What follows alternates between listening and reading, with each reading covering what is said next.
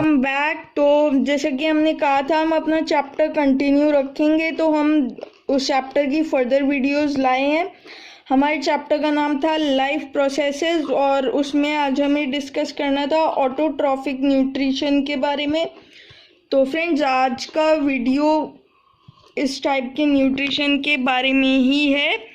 मैंने आपके लिए इसलिए नोट्स फॉर्म में सब कुछ लिख कर रखा है। आप लोग यहाँ पे अभी वीडियो को पॉज करके ये सभी पॉइंट्स को नोट कर सकते हैं, पर नोट डाउन करने से पहले तो ज़रूरी यही होता है कि हम समझें पॉइंट्स को। So I will just one by one explain you out each and every point. Friends, in first point it is written that autotrophic nutrition is a kind of nutrition in which inorganic materials like CO2, water, etc. are utilized to prepare organic food by the process of photosynthesis. For example, green plants. यानी कि friends, ये point हमको autotrophic nutrition की definition बता रहा है। Friends, autotrophic nutrition एक ऐसा न्यूट्रिशन है जिसमें इनऑर्गेनिक सब्सटेंस होते हैं, जो जैसे कि इनऑर्गेनिक सब्सटेंस वो जिनको ब्रेक करना इजी होता है, जैसे आपका कार्बन डाइऑक्साइड है, वाटर है, इनको ब्रेक करना आसान होता है। इसलिए इस टाइप के जो इनऑर्गेनिक मटेरियल्स होते हैं, इनकी हेल्प से जो भी ऑर्गेनिजम्स अपना फूड प्रिपेयर कर लेते हैं फोटोसिंथेसिस के प्रोसेस से, तो इसी टाइप के न्यूट्रिशन को हम कहते हैं ऑटोट्रॉफिक न्यूट्रिशन। और इसके एक ही एग्जाम्पल बेसिकली हमें मिलता है, वो है ग्रीन प्लांट्स। अगर हम इसका फर्दर पॉइंट देखें तो उसमें लिखा है कि the organisms which carry out autotrophic nutrition are called autotrophs. यानी कि फ्रेंड्स, जो ऑर्गेनिजम्स हैं अपना फूड खुद से प्रिपेयर करते हैं, ऐसे ऑर्गेनिजम्स ऑटोट्रॉफिक न्यूट्रिशन को फॉलो करते हैं, इसीलिए हम उनको कहते हैं autotrophs. In third point, it says that autotrophs use simple inorganic materials and convert them into complex high energy molecules. Friends, ये पॉइंट हमें ये बताना चाह रहा है कि जो भी ऑटोट्रॉफ्स होते हैं वो क्या करते हैं, सिंपल इनऑर्गेनिक मटेरियल्स यानी कि जिनको तोड़ना इजी हो, जिनको ब्रेक करना इजी होता है,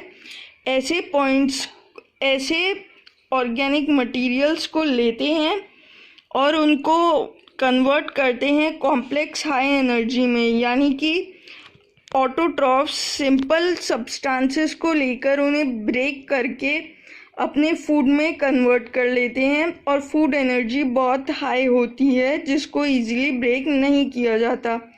now friends, the last point, it is a little bit complicated but I will explain you out. Autotrophic nutrition is fulfilled by the process by which autotrophs take in CO2 and H2O and convert these into carbohydrates in the presence of chlorophyll. Sunlight is called photosynthesis. Friends, ये point थोड़ा सा complicated है but बहुत ही easy है अगर हम समझे तो। फ्रेंड्स, इसमें ये होता है कि जो ऑटोट्रॉफिक न्यूट्रिशन है, इसके ज़रिए जो भी ऑटोट्रॉफ्स हैं, मतलब ग्रीन प्लांट्स ही बेसिकली ऑटोट्रॉफ्स होते हैं। तो ये पॉइंट हमें ये बताना चाह रहा है कि जितने भी प्लांट्स होते हैं वो अपना फूड कैसे प्रिपेयर करते हैं।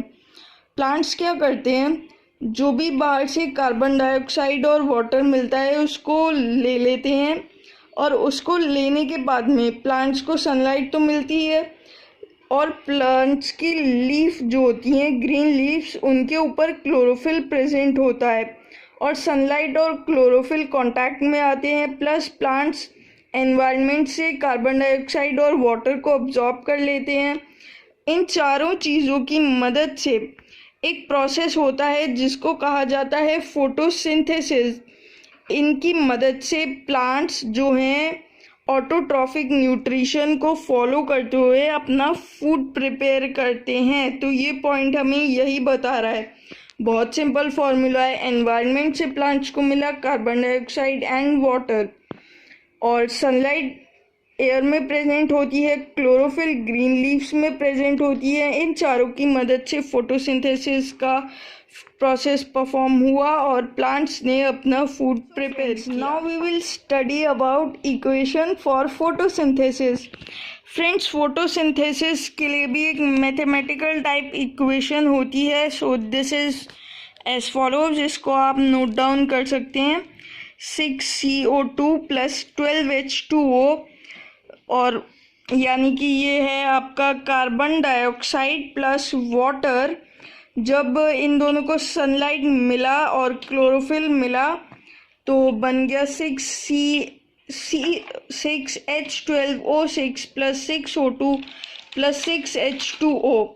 यानी कि फ्रेंड्स, जो प्रोसेस हमने यहाँ पे 4th पॉइंट में पढ़ा है, इक्वेशन ऑफ फोटोसिंथेसिस हमें वही समझा रही है कि कार्बन डाइऑक्साइड और वाटर मिले सनलाइट और क्लोरोफिल की प्रेजेंस में, फूड में उसको कन्वर्ट कर लिया गया। तो 4th पॉइंट को हमने यहाँ इक्वेशन के फॉर्म में लिखा है, you can note it. Friends, we will discuss some raw materials for photosynthesis. Friends, photosynthesis के प्रोसेस के लिए भी हमें कुछ रॉ मटेरियल्स चाहिए होते हैं। कुछ सामान फोटोसिंथेसिस को भी अपना काम करने के लिए चाहिए होता है, तो हम उसके बारे में डिस्कस करेंगे। फोटोसिंथेसिस के लिए सबसे पहले चाहिए होता है सनलाइट। सनलाइट एक इनऑर्गेनिक मटेरियल है जो हमको नेचर से मिल जाता है।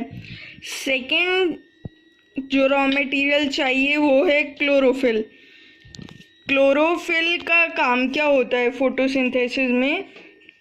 जो सनलाइट है वो उसको जो है लीव्स के अंदर क्लोरोफिल होता है प्रेजेंट, वो सनलाइट को अब्जॉर्ब कर लेता है और उसी से फोटोसिंथेसिस का प्रोसेस होता है। तो ये क्लोरोफिल का फंक्शन होता है। CO2, friends, CO2 stands for carbon dioxide, ये उसी का फॉर्मूला है। इसका क्या रोल रहता है? कार्बन डाइऑक्साइड स्टोमाटा के अंदर एंटर करता है और ऑक्सीजन जो है स्टोमाटा से रिलीज होता है, मतलब लीफ से बाहर चला जाता है स्टोमाटा की मदद से, और CO2 अंदर एंटर कर जाता है। मतलब जो भी चीज़ें नेसेसरी होती हैं फोटोसिंथेसिस के लिए वो सब ऐसे एंटर करती हैं क्लोरोफिल की मदद से। लास्ट रॉ मटेरियल बचा water. Water plus dissolved minerals like nitrogen, phosphorus, etc. are taken up by the roots of the soil.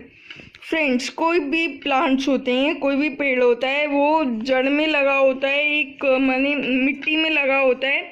तो जब वो अपने रूट्स की मदद से वाटर को अब्जॉर्ब करेगा तो सॉइल में जो न्यूट्रिएंट्स होते हैं, बेसिकली नाइट्रोजन अवेलेबल होता है सॉइल में, तो वाटर के साथ वो नाइट्रोजन भी रूट्स की मदद से प्लांट के अंदर जाएगा और उसकी लीव्स में जाएगा और फिर वो फूड प्रोसेसिंग के लिए हेल्प करेगा। We will study about site of photosynthesis. Some cells contains green pigments which are cell organelles called chloroplast which contain chlorophyll. Friends, photosynthesis ऐसे तो नहीं है कि लीव्स में हर जगह प्रेजेंट हो सकता है ये प्रोसेस।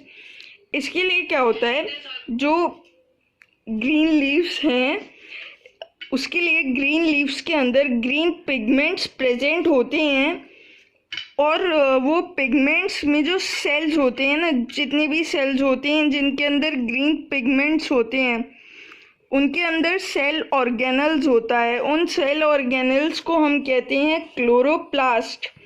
तो ये जो क्लोरोप्लास्ट होते हैं इनके अंदर क्लोरोफिल प्रेजेंट होता है। तो जो जितने भी सेल्स होते हैं, ग्रीन सेल्स जो कि होते हैं लीफ के अंदर, उनके अंदर होता है क्लोरोप्लास्ट, क्लोरोप्लास्ट के अंदर होता है क्लोरोफिल। तो वही जगह एक होती है जहाँ फोटोसिंथेसिस का प्रोसेस हो सकता है। So friends, now we are going to discuss the last topic of today's video, that is main events of photosynthesis, यानी कि main functions performed by this process। किस प्रोसेस से फोटोसिंथेसिस वर्क कर सकता है? First is absorption of light energy by chlorophyll. Friends, chlorophyll की मदद से लाइट एनर्जी, जो सन की लाइट आती है उसको क्लोरोफिल अब्जॉर्ब कर लेती है, लीफ के अंदर प्रेजेंट होती है। इससे फोटोसिंथेसिस का प्रोसेस होता है। सेकेंड चीज़ क्या होती है? Conversion of light energy into chemical energy plus breaking of water into hydrogen and oxygen. Second काम क्या होता है फोटोसिंथेसिस का?